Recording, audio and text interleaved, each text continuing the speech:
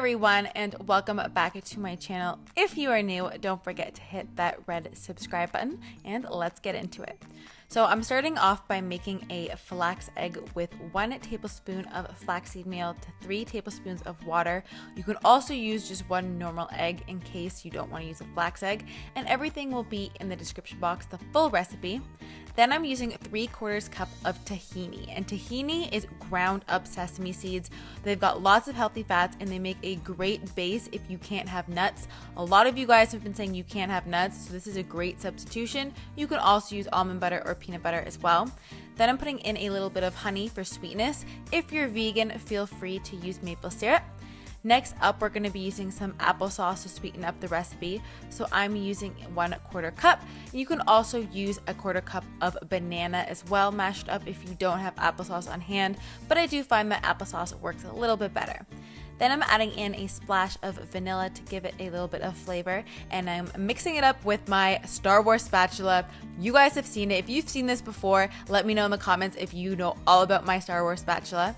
Then after the egg is kind of gelled up a bit, I'm adding that into our wet mixture and adding in 1/4 cup of organic cocoa powder, and the cocoa powder is going to give it that nice chocolatey taste. And we're not adding any flour into this, guys, so it's going to be completely flourless and gluten-free as well.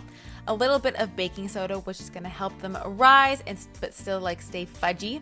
1/4 cup of some dairy-free chocolate chips, and then I'm going to fold all of that together until we get our nice thick brownie mixture.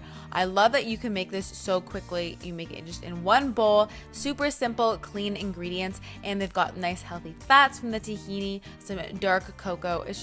It's so yummy. Then we're going to put that into a greased baking sheet, and guys, do not forget to grease the baking pan. I have done that before, and then everything just sticks so completely, and then your brownies will be ruined, and we definitely don't want that. So just make sure you spray it with something, spread it down evenly, and I found this made about 9 big ones, or you can make, eight small ones. So it's whatever you'd like.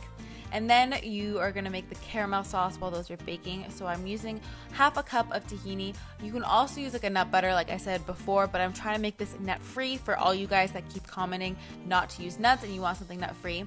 Some coconut milk, and you want the coconut milk to be from a can because that one is a lot thicker than the one that's just in the fridge. Some honey or maple syrup, and then a dash of molasses. The molasses really helps to give the caramel kind of a depth of flavor and also adds a little bit of color, so you get that really nice caramel color. And then I'm just whisking that over medium heat for 2 to 3 minutes until it gets runny, and then we are going to pour that over our brownies while it's still hot and spread it around with a spatula. You can also just drizzle it on after, but I like pouring a little bit and then taking a straw and poking just a few holes so that the caramel kind of sinks in a bit to the holes into the brownies. And then I'm finishing it off with a little bit of salt to kind of have a salted caramel brownie. Oh my gosh, guys, this was so good. And the caramel sauce extra, the extra part, can just keep in the fridge for a week or two. You can put some extra caramel sauce on when you dig them out, but they're so nice and fudgy, and they're just made with such great ingredients, all whole foods, and they're completely allergy free, egg free, soy free, gluten free, dairy free, and all that stuff. So don't forget to subscribe, follow me on Instagram and all that, and I will see you guys in my next video. Bye, guys.